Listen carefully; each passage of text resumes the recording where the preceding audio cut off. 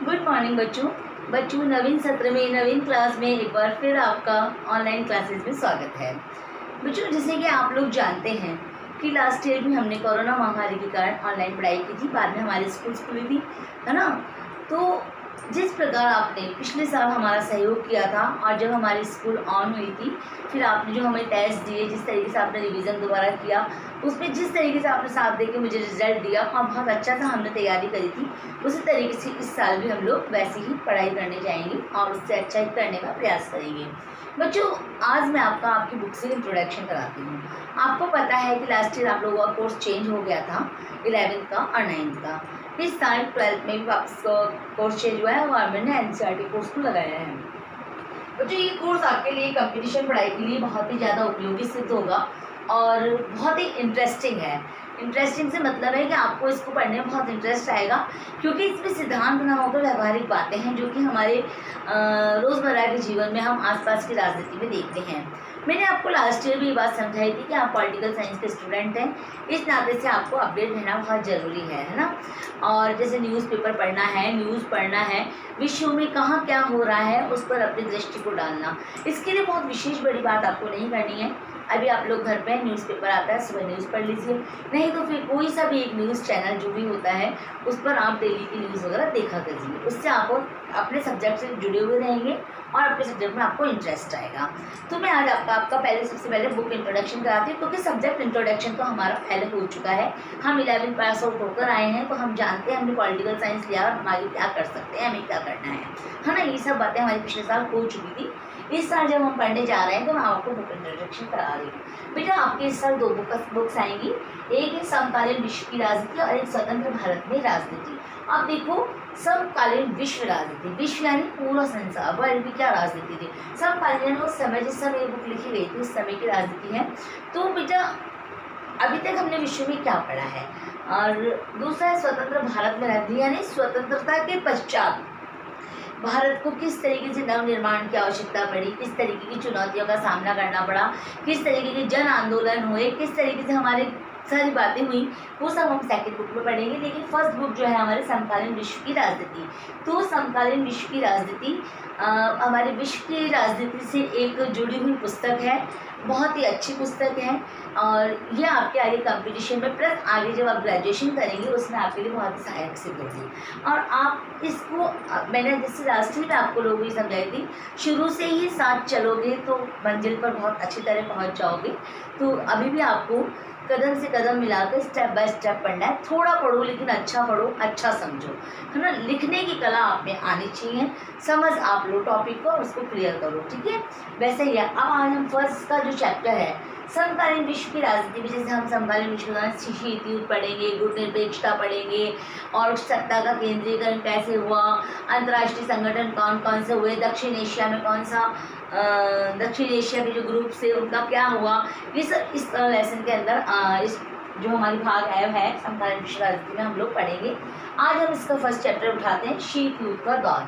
जैसे कि शीत युद्ध, इस शब्द से तो आप लोग शुरू से ही वाकिफ होंगे।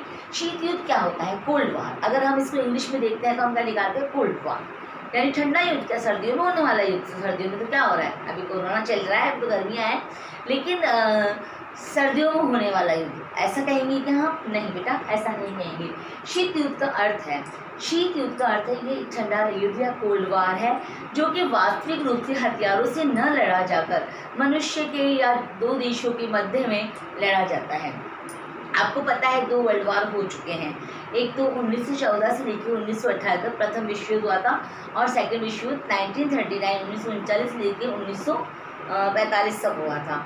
प्रथम विश्व युद्ध जब हुआ था उसके पश्चात राष्ट्र संघ की स्थापना हुई थी शांति स्थापना के लिए, कि भाई किस प्रकार विश्व में शांति को बनाए रखना चाहिए। राष्ट्र काफ़ी हद तक सफल रहा, लेकिन बहुत ज़्यादा समय तक वो सफल नहीं रहा। 1920 के पश्चात, जब 1914 से 1918 1920 में जब उसका निर्माण हुआ, उसके पश्चात 1939 में द्वितीय विश्व युद्ध पुनः हुआ और द्वितीय विश्व युद्ध हुआ और 1945 से चला। उसके पश्चात संयुक्त राष्ट्र की स्थापना हुई, जो वर्तमान में भी कार्यरत है और विश्व में शांति व्यवस्था को बनाए रखना चाह रही है। लेकिन अच्छा, मैं आपसे एक बात पूछना चाहती हूँ, अभी जो हमारा क्या थर्ड वर्ल्ड वार हो चुका है? तो आप लोगों की मैम कहाँ हुआ है, कैसे हुआ है, नहीं हुआ, लेकिन मेरा थर्ड वर्ल्ड वार हुआ नहीं है, लेकिन विश्व थर्ड वर्ल्ड वार की किनार पे खड़ा हुआ है। लास्ट ईयर से भी बिफोर 2-3 ईयर्स ऐसी पोजीशंस आ गई थी विश्व में कि ऐसा लग रहा था थर्ड वर्ल्ड वार हो जाएगा। और अभी हाल ही में इसराइल में जो हुआ उस चीज़ को देखकर हम लोग कह सकते हैं कि विश्व थर्ड वर्ल्ड वार में की कगार पे ही खड़ा हुआ है। लेकिन चूंकि जो हम कोरोना महामारी से लड़ रहे हैं ये जैविक युद्ध हुआ है, ऐसा कहा जा रहा है कि चाइना के द्वारा जो भी कुछ हुआ है इस तरीके से जैविक युद्ध फैला है, तो ये भी एक थर्ड वर्ल्ड वार है क्योंकि इसमें भी करोड़ों लाखों लोगों की मृत्यु हुई है। तो विनाश तो हुआ ही है ना विश्व की अर्थव्यवस्था है। तो ये हमारा सब्जेक्ट नहीं है, तो मैंने एक आपको अपडेट करने के लिए कह दिया है। बात है शीत युद्ध का दौर। शीत युद्ध क्या था, शीत युद्ध क्या है, क्या शीत युद्ध आज भी है? हाँ, तो आज भी नहीं, ये हमेशा रहता है शीत युद्ध। चाहे दो मनुष्यों को देख लो, चाहे दो परिवारों को देख लो, किसी को भी देख लो, मनों में कहीं ना कहीं कटुता वैर भाव रहता ही है। तो हमारा टॉपिक है शीत युद्ध का अर्थ। शीत युद्ध क्या है?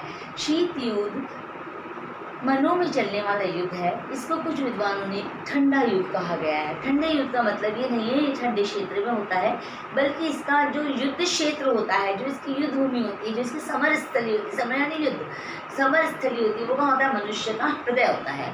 अब इसके लिए वो क्या करता है? एक दूसरे के खिलाफ प्रचार करता है, प्रसार करता है, एक दूसरे की कमियों को उजागर करता है, कमजोरियों को बताता है और एक दूसरे को कहीं ना कहीं नीचा दिखाने की कोशिश करता है।